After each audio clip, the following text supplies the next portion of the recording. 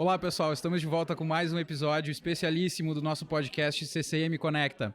Hoje eu estou aqui cercado por dois ex-ministros da Saúde, um ex-secretário do Ministério de Ciência e Tecnologia do Ministério da Saúde, e a gente vai falar um pouquinho sobre os desafios de se lidar com uma pandemia. O primeiro convidado, o Dr. Luiz Henrique Mandetta, é ex-ministro da Saúde e médico ortopedista. O Dr. Nelson Teich é ex-ministro da Saúde e médico oncologista. E o Dr. Denizar Viana é ex-secretário do Ministério da Ciência e Tecnologia do Ministério da Saúde e também cardiologista. Gente, primeiro, obrigado por estarem aqui conversando com a gente.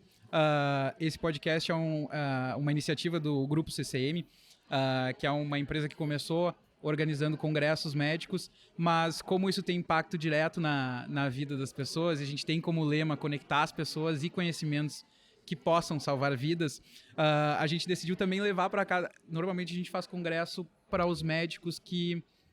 congresso de médico para médico, né? Então a gente está levando educação para aqueles que vão cuidar e tratar das pessoas. Mas a gente também achou que faltava uma partezinha que era levar um pouco disso para a casa das pessoas, com uma linguagem um pouco mais simples, mas que elas pudessem entender um pouco o que tem de medicina nas coisas que acontecem no nosso dia a dia. O nosso tema de hoje é um pouquinho diferente do que a gente tem tratado, mas é extremamente importante porque tem tudo a ver, obviamente, com a saúde.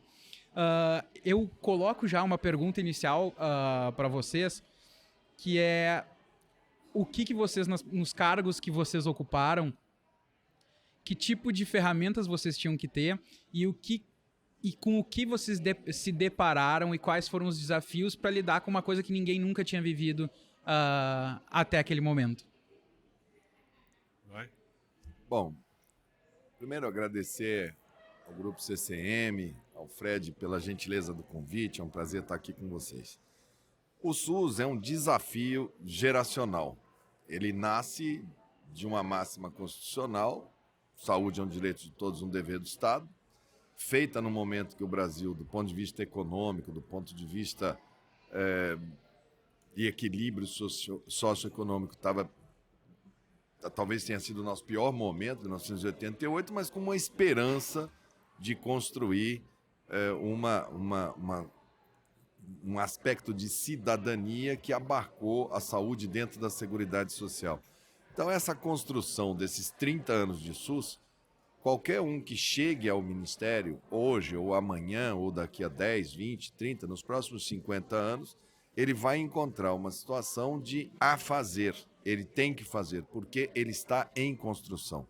Então, se eu fosse resumir isso, eu gostaria de ter um sistema de informatização completo, controle de custos completo dentro do Brasil para fazer uma ferramenta gerencial fantástica. Eu gostaria de ter o controle das formações para formar uma geração nova voltada à atenção primária e voltada à especialidade. Eu gostaria de que o Congresso brasileiro conhecesse tanto o sistema que valorizasse mais os investimentos, mas todos esses percalços, que todos que lá sentarem vão observar, vão querer, cada um tem um olhar, cada um faz um pouco de um pedacinho dessa muralha chamada SUS que está em construção. Então, é muito difícil você dizer um ponto só, né? Se eu for aqui, vocês vão ver o Denizar aqui, que é um colega que ficou na parte de Secretaria de Ciência, Tecnologia e Incorporação de Insumos. O Teich conhece na palma da mão toda a questão da indústria, da incorporação de tecnologia, como que é difícil essa equação, né? Denizar estava me falando aqui que o medicamento agora, para tratar 70 pessoas no Brasil, consumiu 1 bilhão, porque o nosso sistema permite isso. Então, esse 1 bi que era para tratar X milhões de pessoas foi para 70, por ordem judicial. Então, a judicialização é um problema, as academias distantes são um problema. Enfim, é um sistema em construção, que a gente procurou, cada um a seu modo, colaborar para a modernização, para a construção, e com muitas coisas boas, né? com muitas valências muito fortes que foram construídas no tempo. Quer complementar alguma coisa? O que eu acho importante é destacar o lado positivo da pandemia, um legado. Eu vou fazer um paralelo com o surgimento da AIDS nos anos 80. Desde o início dos primeiros casos de AIDS até definição do vírus causador, houve um tempo importante nisso.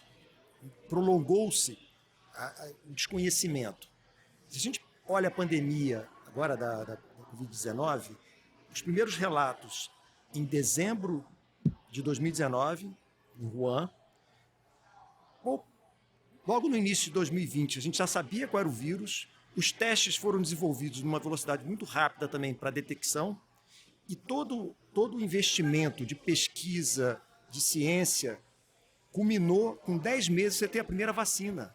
Nunca na história da humanidade a gente teve em tão pouco tempo um surgimento de uma vacina para uma condição dessa. O que isso traz como um aprendizado para a gente? Foi uma mobilização internacional de colaboração. O Ministério da Saúde participou ativamente disso, junto com a Organização Mundial de Saúde, fomentando os estudos clínicos, acompanhando. Isso é a demonstração de um papel de Estado. Você tem, diante de uma condição dessa, que era desconhecida para todos, dar o suporte necessário para a gente vencer, trazendo os insumos necessários, e isso foi uma contribuição que o Ministério da Saúde fez ao longo desse processo. Então eu penso que a gente tem que olhar também quais são os pontos positivos que ficam de uma pandemia como essa. Sabe que eu fico muito curioso,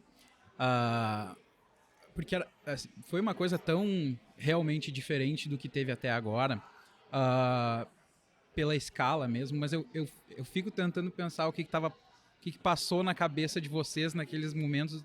Primeiro, assim, a gente surgem as primeiras notícias, certo? Um tempo depois começa a aparecer na Itália um surto maior que chamou bastante a atenção da mídia e etc. Eu tava em casa achando, pô, chegou na Itália também, lidaram mal com a situação lá, tá, não sei o que. Mas a gente sabia que ia chegar aqui, né? Mas é aquele negócio que tu fica com uma esperança de que não chegue, mas aquilo de alguma forma, enquanto não bate na tua porta, tu não sabe o tamanho que é. Basicamente é assim. Então eu fico curioso de saber como é que era na cabeça de vocês esse processo de ver chegando perto e quando de fato ficou um caos. Aí o que eu posso te falar é na parte de gestão em tempos de extrema incerteza. Você está lidando com um negócio que nunca aconteceu antes. Então você tem que aprender ao longo do caminho. E aí tem várias coisas que são importantes. Uma delas, primeira, é colaboração, né? Quando você tem uma situação como essa, você aprende todo dia e você tem que rever tudo todo dia. Se as pessoas usam o que acontece para agredir, para conflitar, em vez de trabalhar junto, para ir mudando conforme vai acontecendo, porque isso é normal. É uma gestão em tempos de extrema incerteza. Então você vai aprendendo realmente todo dia. Você vai entendendo um pouco melhor todo dia a doença, a história natural dela. Você vai preparando para ter algum tratamento, alguma vacina. E isso é uma coisa inevitável. E isso se impõe num sistema que naturalmente ele está sempre no limite. A gente tem pouco recurso financeiro. Então você não tem espaço para ociosidade. Então você trabalha sempre no limite. Aí chega alguma coisa que dá uma sobrecarga aguda, como a Covid, não tem sistema que suporte isso. E você tem que ir reajustando esse sistema também rapidamente. E você vai fazendo e vai tendo que rever o tempo todo. Esse tipo de situação, ele é único. Ninguém viveu isso antes. Então, e aí o que você percebe? Que falta de informação também é muito complicado. Então, por exemplo, chega lá, você tem um país com 5.570 municípios. Aí alguém te fala que tem um hospital onde morre 80% das pessoas que estão na UTI. Aí outro te diz que morrem 30%. Aí você não sabe se está morrendo porque a população que está lá é diferente, se é porque está faltando equipamento, se é porque o recurso humano é mais fraco. Quando você não sabe isso, você não consegue nem interferir melhor. Você não consegue nem criar boas práticas de troca, entendeu? E aí você imagina que você está no meio desse negócio, o problema brota do chão, porque você não consegue respirar, nem dormir, e você tem que rever isso todo dia, e aí você ainda está numa situação de conflito. Isso é inadministrável.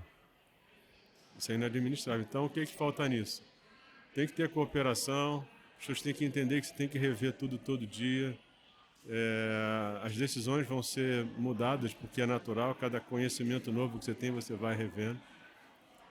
E realmente acho que a gente viveu isso intensamente. A falta de cooperação é um negócio que nesse momento é mortal. Porque o conflito é tudo que você não precisa ter nesse momento, porque a situação já é um caos. Então isso multiplica o caos, entendeu? Sim, porque também quando tem conflito, as decisões que teoricamente é para ser rápida, para, enfim, salvar o maior número de pessoas possíveis, acaba demorando muito porque o próprio processo do conflito, ele tem um tempo, mas tu tem que em algum momento conseguir convencer a outra parte, né? E às vezes nem... E a gente teve um fator agravante que foi a imprensa. Porque a imprensa, ela multiplica a situação. Então tem muita coisa que às vezes você não... aquilo vai ampliando a temperatura, entendeu? É óbvio que a imprensa é sempre muito necessária, mas tem horas em que ela bota fogo na fogueira. E aí, que às vezes a gente estava lá, né, quando o Mandetta estava lá, ele tinha a reunião regular, quando ele saiu eu esperei um pouco, até porque estava um caos danado. A sensação que eu tinha às vezes é que a pessoa estava mais preocupada em usar o que eu falava do que de ouvir o que eu falava. E aí você fala, porque naquela hora a melhor coisa que você tinha que tentar fazer era diminuir um pouco a temperatura, diminuir o conflito, para tentar ter um mínimo de paz para poder seguir, mas é difícil mesmo. O que eu posso dizer nesse tempo é um fato novo, a China, era 10 de janeiro, quando eles falaram, né, tem um vírus novo, reconheceram, né, nós já tínhamos captado ruídos antes. A única coisa que eu posso lhe dizer é que aquela equipe que estava no Ministério da Saúde naquele momento era a melhor equipe que a gente podia ter dentro do Brasil. Não sei se vocês lembram do Wanderson Kleber de Oliveira. O Wanderson é enfermeiro, ele é concursado do Hospital de Forças Armadas. O Wanderson foi cedido para a Fiocruz, se especializou em epidemiologia campo, fez mestrado, fez doutorado no CDC, pós-doutorado, especializado em gestão de epidemias e é o referência da Mundial da Saúde para epidemias de América do Sul e África. Então era a pessoa certa, no tempo certo, no momento certo. Denizar em toda essa parte de... Eu sou suspeito porque nós formamos na mesma turma de medicina e eu colava muito dele. Né, Denizar, meu grande amigo. Falava, Denizar, me explica aqui, você fazia cardiologia, eu fiz ortopedia, vocês já viram aí no começo que o pessoal da cardiologia ajuda a gente. Né? E ele virou ministro. Mas enfim, conheço o Denizar e o trabalho dele nessa área, que é absolutamente fantástico. A gente tinha Gabardo, a gente chamava o Marujo, né? 42 anos de SUS, CONASO, experiência administrativa muito densa, muito forte, a voracidade de um Erno Harzen trabalhando para montar uma Secretaria Nacional, enfim.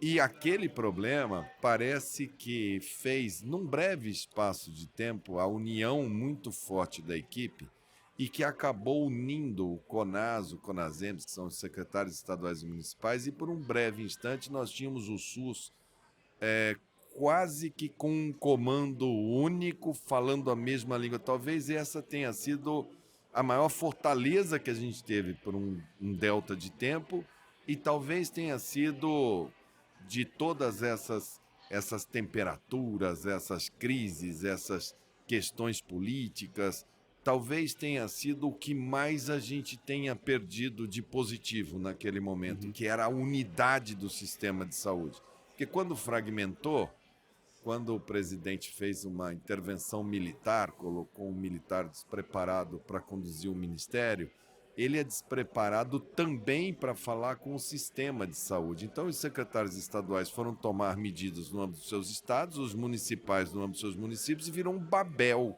virou um sistema que ele já não tinha mais articulação sequer intermunicipal, quanto mais uma articulação interestadual e muito menos uma nacional articulada com o mundo, que seria, em tese, a nossa melhor oportunidade de enfrentar. Então, eu vejo ali aquele momento, a fragmentação do SUS foi realmente o entorno todo dessa crise, a dramaticidade mundial, os líderes mundiais batendo cabeça, não houve uma liderança, a Organização Mundial da Saúde sem condição de colocar as pessoas à mesa, o Trump tirando a coordenação da maior epidemia da história das mãos do CDC norte-americano, que é coisa impensável, e passar para o vice-presidente, que era o Mike Pence. Depois viu que era uma tragédia, aí chamou o Fauci, mas ficou aquela coisa dúbia. O Boris Johnson, no começo, rindo, falando que a Inglaterra não tinha que temer nada, que aquilo era nada. De repente, ele precisou contrair a doença e sentir o drama dos enfermeiros ingleses com um saco de lixo na cabeça, porque não tinha equipamento de proteção individual. A Itália derretendo o seu sistema de saúde, sem condição de reagir e sem condição de articular. Aviões da Cruz Vermelha tendo desviado carga de máscaras naquele momento por, olha, se a farinha é pouca, meu pirão primeiro. O Irã entrou em colapso muito feio, abrindo botaram fogo nos primeiros pacientes que foram para uma cidade, a população pôs fogo no hospital, achando que estavam trazendo uma doença para a cidade. A China, talvez pelo fato de ser um país muito fechado e uma ditadura que controla muito as pessoas, o primeiro médico que deu alerta da doença, ele foi preso por estar falando que ele estava conspirando contra o Estado e faleceu. Então, assim, nós não podemos... tivemos os nossos problemas aqui, políticos, mas o mundo, o planeta Terra, demonstrou que está totalmente despreparado para um incidente global, onde a geopolítica mundial tem que ser, e tem que ter uma liderança global. Talvez isso seja o maior desafio da humanidade, porque o relógio está aberto e é só uma questão de tempo. Nós vamos ter outras epidemias e podem vir vírus de alta transmissibilidade e muito mais alta letalidade também. Então, eu acho assim... Nós temos que aprender com tudo isso que passou e não ficar apontando o dedo, mas aprender, trazer isso, pegar os congressos médicos, aprender aonde que foi que acertou, os papéis de cada um, né? O próprio Conselho Federal de Medicina, já que aqui nós estamos falando muito com a classe médica, não pode abrir mão da sua prerrogativa de dar a baliza técnica, não pode fazer uma manobra de Pilatos, eu não me meto com isso, cada cabeça uma sentença, isso é errado, isso não foi correto, isso expôs a medicina a uma situação completamente vexatória em alguns casos, uma coisa pequena, uma coisa limitada, porque não teve também como instituição como segurar essa pressão absurda de mídia, de imprensa, de políticos, de tudo isso. Então, nós temos que repensar, reforçar os valores de cada uma das instituições. Acho que o sistema de saúde brasileiro foi extremamente agredido com uma intervenção militar. Nós temos milhares de pessoas capazes e nós poderíamos ter feito muito melhor. Queria adicionar mais um ponto da fala dele. Algo que se tinha no início, que se perdeu, foi a comunicação com a população. Isso foi muito valioso no início, porque a pandemia nós não tínhamos medicamento, vacina, havia um desconhecimento até da história natural da doença, e era necessário todas aquelas medidas ditas não farmacológicas para enfrentamento. E você só consegue esse engajamento quando você tem uma liderança e uma comunicação muito transparente com a população. E isso aconteceu no início. Porque todo final de tarde havia coletivas de imprensa, a população esperava para ouvir isso, estava acreditando porque tinha transparência, tinha autenticidade na comunicação. No momento em que se perde isso, e eu senti nessa transição, nós tentamos manter isso, e começou a haver interferência nesse processo, perdeu-se completamente. Você perde o comando, que foi citado aqui, entre os 3 entes federativos, que era fundamental também, e perdeu a comunicação com a população. Aí começou a aparecer todo mundo na internet falando, na minha experiência, o meu protocolo, Eu curo todo mundo, era médico fazendo, então, venha tomar um shot de vitamina D, lembra? Quanto tempo demorou para chegar a esses... Isso aí que o Mandetta falou é interessante. Por exemplo, a posição do CFM foi muito ruim, porque ela cria uma prerrogativa do tipo, se o CFM permite, por que você não permite?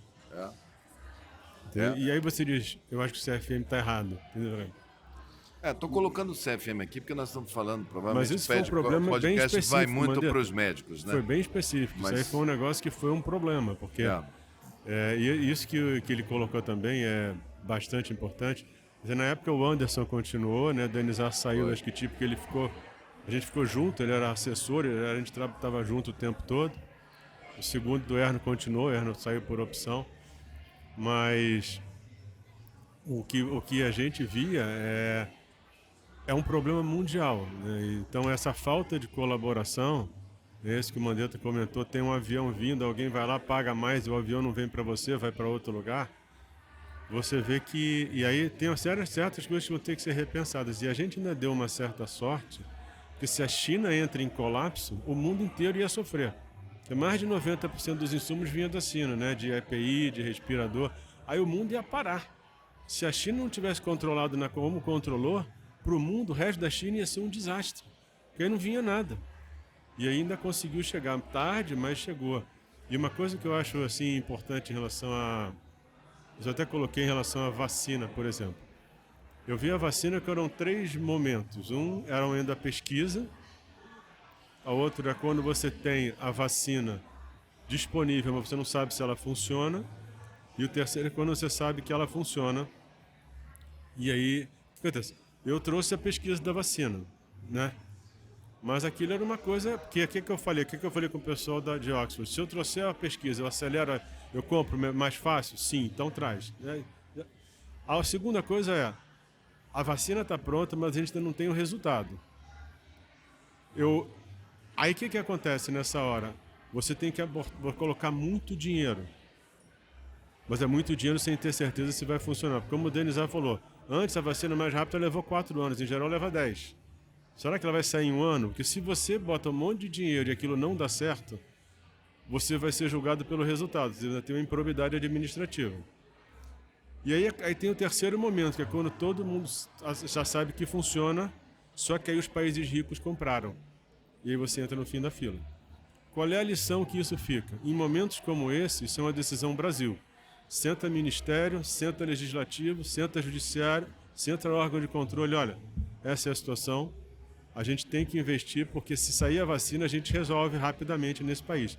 Agora, se der errado, esse dinheiro não vai ter sido só um investimento que não deu certo. Posso fechar? Então, tem horas que tem que ser uma decisão Brasil, não pode ser uma decisão ministério. Agora, esse tipo de articulação também demanda colaboração. Um espírito que a gente sabe que não existe. E lei também, né? Nós enfrentamos a pandemia, Tati e eu, por exemplo, quarentena, direito de ir e vir, que é um direito sagrado das pessoas. O Brasil nunca teve uma lei falando de quarentena impositiva, nunca usou. De repente a gente tinha que ter uma lei para poder dar a condição. A governança, a tomada de decisão, a despesa, eu vejo muito gestor hoje, tem muito porcaria que roubou, mas tem muito gestor que comprou na época uma máscara porque a crise do mercado fez esse pedacinho de papel que custa 4 centavos a unidade e ir para R$10 a unidade, porque não tinha e todo mundo queria, e a pressão, o respirador, o monitor, e o cara comprou por tanto e comprou porque se não comprasse o cara ia morrer, o mercado estava de ponta cabeça e o país não tem uma proposta de governança do país em tempos de emergência. A gente querer tocar uma emergência sanitária global e nacional com as armas de vamos licitar, vamos isso, e as pessoas falam assim, não, pode fazer, isso daí pode fazer. Só que o CPF que fica assinado lá é o meu, é o do ministro, é o do secretário, dos técnicos, que tem que tomar decisões e nós não temos nada no nosso arcabouço legal que fale, olha, em tempos de emergência, mas emergência verdadeira, não é essa emergência agora que votaram lá agora, emergência porque o combustível está alto, né? Estou falando uma emergência de uma doença, porque vão ter outras situações dessas. Vamos supor que fosse, sei lá, se não fosse de saúde, fosse uma guerra. O Brasil foi invadido. Então tá, então vai ter uma guerra, nós estamos em estado de guerra. Como é que se toma decisões? Aonde que é? Quem que é o comando disso? Isso que você está falando é fundamental. Não tem nada. Você sabe que eu estava pensando nisso outro dia, esse negócio da guerra da Ucrânia com a Rússia. Cara, de repente, é improvável, mas a China fica com a Rússia. O mundo entra numa confusão danada. O que vai acontecer com o sistema de saúde nos países quando você tiver A China parou, a Rússia parou. É improvável? É improvável, mas você como gestor tem que pensar até nas possibilidades mais remotas para tentar estar preparado para elas, entendeu? E isso aí e as crises começam a ficar mundiais, né, cara? A globalização faz isso. É uma delícia você pegar um avião aqui no Rio Grande do Sul, no São Paulo e amanhecer em Londres, depois no Japão. Mas os bichinhos, os bugs não juntam. E outra coisa que ele falou que é fundamental, que é o seguinte. Você está lá 10 horas da noite, 11 horas, as pessoas estão te ligando dizendo tem gente morrendo aqui, eu estou precisando de respirador, e não tem respirador no mundo. É uma angústia, cara. É uma angústia. Terrível. É uma angústia desesperadora. Eu tive um outro aprendizado de governança desse processo. E a vacina foi, talvez, a vacina de Oxford, porque a vacina de Oxford, ela veio para cá com uma proposta de um compartilhamento de risco com o governo. O governo, através de um instrumento chamado encomenda tecnológica, botou recurso para fazer o fase 3 da vacina. Se desse errado, foi o que o Nelson falou, ia ficar sem. Deu certo, já tinha um preço ajustado. Esse processo só andou porque foi para a Casa Civil e articulou. Porque o Ministério da Saúde ele não tinha, por si só, a capacidade de articular o Ministério da Justiça, o Ministério da Economia, Relações Exteriores. Baixada, você Itamaraty, precisa essa STF. cooperação, exato. Que o Mandetta, me lembro no início, ele procurou fazer essa articulação. A gente tinha CGU participando da reunião, tinha Puxei todo mundo para lá. todo mundo. Essa Ministério cooperação Público fundamental. E a gente continuou. Exato. E a gente continuou. TCU, CGU, todo mundo junto. Para trazer, porque... É assim, Mas a falta de não ter previsto isso institucionalmente, porque às vezes a pessoa ia e falava, eu vou, mas eu não assino. Aí ia lá para quê? Para Sai na foto. Para sair na foto. Então tem que ter, olha, no caso de uma emergência, por exemplo, vamos supor que fosse um vírus mais grave, vamos supor que fosse mais transmissível. Imagina que o presidente da República, o vice-presidente, pega uma doença e morre. Como é que é a sucessão? Tá, mas o presidente e o vice-presidente têm previsto na Constituição. Se o presidente morre, assume o vice. Se o vice morre, assume o presidente da Câmara. Se o presidente da Câmara morre, assume o presidente do Senado. O presidente do Senado. Você tem isso previsto. E uma Suprema Corte? E um Ministério Público Federal? E a cadeia de comando? E a cadeia dos ministérios? Nada é previsto. Se você tiver uma coisa com um grau um pouco maior de transmissibilidade e letalidade, você perde, em uma semana, 15 dias, você perde todo o comando do Ministério dessas estruturas todas, porque não existe uma como é que eu vou lhe dizer, uma manualização de processo que fale assim, ó, em caso disso, vamos para isso aqui, vai ter que ter rito acelerado, rito sumário. Nós não temos nada, então era tudo novo, como diz. Além da doença nova, era uma situação nova, aonde, quando eu pedia para os meus conselheiros ad hoc, mais de cabeça branca da medicina, teve um que disse para mim, volte a Hipócrates, ele estava na mesma situação que você. Vá para os princípios, ninguém sabe nada, essa doença vai escrever a sua história natural e vocês estão... Né? Vai lá para o princípio de, olha, vamos observar, a clínica soberana, non nocere, tal. Você não pode curar, controle, se não puder controlar, fique com o seu paciente, seja solidário. Essas eram as armas que tinha no início da conversa. Até a gente chegar na solução, que foi rápida em testes, essas coisas, nós consumimos vidas, mas demos uma resposta, acho que em termos globais, muito boa. Faltando ainda vacinar muita gente no planeta, né? Acho que vacinamos metade da população mundial até agora. Sim, é uma desigualdade muito grande nos países de baixa renda. E não adianta você pensar assim, não tem nada a ver com a África, eles estão lá. Não, o vírus pega lá, faz mutação, volta aqui no dia seguinte, faz um estrago maior do que o começo. Então esses aprendizados aí têm que ser Eu acho que já está chegando uma hora que precisa se fazer um grande congresso, uma grande colaboração.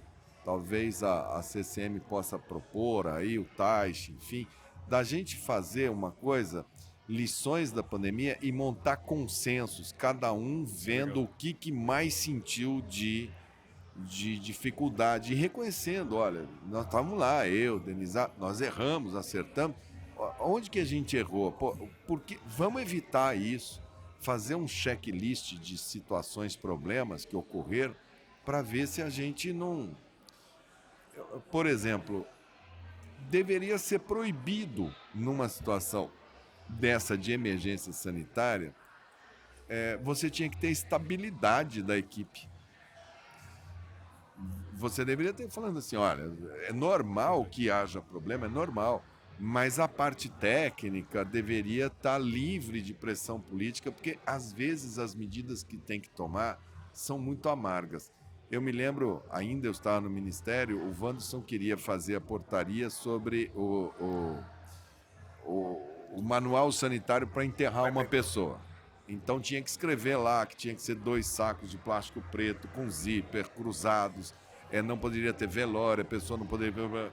E aquilo era uma coisa, né? E o Wanderson falou, esta semana irei publicar a portaria sobre como que vai enterrar as pessoas.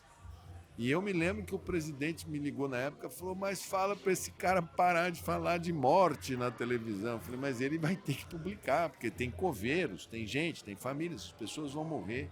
Lençóis freáticos superficiais em cemitérios brasileiros que eram um pavor, não sabia se o vírus podia fazer. Então, assim, uma parte... Medicina tem hora que é desagradável a notícia que você vai fazer. E você dá essas portarias que são eventualmente desagradáveis. Por exemplo, a Alemanha baixou uma que era proibido entubar pacientes acima de 80 anos de idade. Porque eles são muito gelados, muito frios. Não temos vaga para todo mundo. Então, quem tiver acima de 80 anos vai ficar fora de possibilidade terapêutica. Vamos usar os recursos para quem 80 anos trabalha. Você imagina isso num país passional latino como o nosso, né? Eu não quero, meu pai tem 91, tá ótimo, eu seria o primeiro a brigar contra isso, mas tem que ter um conselho imune para tomar essas decisões que podem ser necessárias, decisões muito duras numa crise sanitária. Pensando nisso, inclusive, que tu traz aqui pra gente, a nossa empresa é uma empresa organizadora de eventos médicos, então a gente vive de aglomerações. E naquele momento cessaram-se todas, a gente passou 2 anos sem fazer nenhum evento presencial. Então, para mim, era uma questão, além de saúde, também de saúde financeira da empresa. Então, a gente ficou muito atento, então eu assistia todos os dias as coletivas, para a gente saber o que a gente faz em seguida, né? E a gente tinha uma pressão muito, muito grande, porque a gente tinha 100 e poucos funcionários na época, a gente teve que fazer muitos desligamentos. Pessoalmente, eu fiz 42 demissões. É um processo doloroso, assim, porque, enfim, é muito difícil. Mas a gente estava sempre atento. E eu achava isso difícil, mas a gente olhava as coletivas e eu tenho as dificuldades, quando elas vêm, elas não vêm sozinhas, vem um monte junto, assim, né? E pensando nisso que tu estava falando agora, a minha curiosidade era saber, depois que terminava, vocês iam para casa, o que vinha na cabeça de vocês? Porque devia ser Posso te falar? Tu não consegue dormir. Você dorme por exaustão e quando você acorda parece que você não dormiu. Então você fica virado, não é não? Eu gosto de ambiente tenso, né? Eu fiz ortopedia, eu gosto de PS, eu gosto de aquele plantão movimentado. Os clínicos aqui que estão junto comigo, eles já são de um ritmo assim, eu vou dar um medicamento, a senhora volta daqui uma semana, vamos ver se melhorou. Eu gosto daquela coisa de andar naquela linha ali. E aquele momento eu interpretava como um plantão nervoso. Sabe, plantão nervoso, parada cardíaca no box 1, corre no box 3, a dona tá nascendo uma criança aqui, não, agora entrou uma coisa, peraí, choveu, caiu goteira dentro, volta, cadê o monitor, queimou, traz o outro, cadê o João que conhece o cabo, sabe, o maqueiro, cadê que tava... Aquele plantão, aquilo era um plantão nervoso que na diferença é que aquele plantão não acabava. Isso aí. Porque quando você dá um plantão nervoso, você pega aí, ó, convido vocês aí, pega uma sexta-feira no Souza Aguiar, assim, um sábado de carnaval no Souza Aguiar, né? E fique 24 horas e sai domingo de manhã lá de dentro. Você parece que passou um trator, um Komatsu em cima de você. Eu trabalhei no Souza também. Você fica 2 dias até com dor muscular, difícil para comer, você acaba exaustão. Então você pega um plantão daquele do Souza Aguiar, de um sábado de carnaval, nervoso, e coloque em estado de plantão aquela mesma equipe full time durante 1 mês, 2 meses, 3 meses. Eu costumava falar para eles, falava, ó, nós vamos trabalhar bastante, porque começava, eu abreviei, né? A gente começava às 6h30 da manhã e terminava normalmente meia-noite, 11 horas, meia-noite, aí o pessoal ficava ali, ia comer alguma coisa para tentar dormir. Só domingo que eu falava, é proibido pedir reunião, essas coisas no domingo. E eu falava, na segunda-feira, quando a gente abrir os trabalhos na segunda, vocês vão ter que me falar alguma coisa que vocês leram, viram, um filme, um desenho animado, qualquer coisa que não seja de pandemia pra gente começar a semana. E eu me lembro um dia que o Wanderson olhou pra mim, ele tava com olheira aqui embaixo, que ele ficou o domingo inteiro fazendo mapa daquela coisa, e ele sabia que ele não podia falar que ele tinha ficado macetando aquilo. Falei, Wanderson, e você, o que você viu? Ele olhou pra mim e falou, pica-pau. A Liz estava assistindo um desenho animado, pica-pau. Eu falei, nossa senhora. Então foi assim, mas foi muito duro, assim, do ponto de vista de equilíbrio, família. Acho que toda a família de quem estava no meio daquilo dali sofreu muito. Sofreu muito. Mulher, filho. A agressão, a gente fica muito exposto. As pessoas são muito agressivas, as pessoas às vezes veem maldade em tudo, né? E você sabe que elas não têm. E vamos ser sinceros, naquele momento a gente estava ali fazendo uma comunicação exatamente porque o governo naquela época não queria fazer uma campanha de televisão. Então a primeira linha de defesa das famílias, ela é feita dentro de casa, no intrafamiliar. Pode ter certeza que lá na tua casa, tua mulher ou tua mãe, as mulheres que pegam saúde, né? É ela que fala, não, essa minha tia eu vou pôr aqui, o supermercado eu vou fazer aqui, esse menino não vai sair, modera e tal. E elas precisavam daquela informação, porque aquilo era matéria-prima para elas organizarem. Então aquilo era o lado bom daquilo dali, porque como não tinha uma posição oficial do governo, você lá na tua empresa, pelo menos eu abria o jogo e falava, ó, tá difícil mesmo, não tem previsão não. É melhor se juntar e cada um ver o que pode fazer melhor. Mas eu fico... Quase que um sincericídio, né, Fred? Isso, porque quando chega em casa, que é aquele negócio, assim, tudo bem, eu entendi que vocês praticamente não chegavam em casa, né? Mas não tinha um momento, ou não teve um momento que, assim, quando baixou um pouco, ou de alguma forma, assim, tu assim, ó, não. Que merda. Sabe?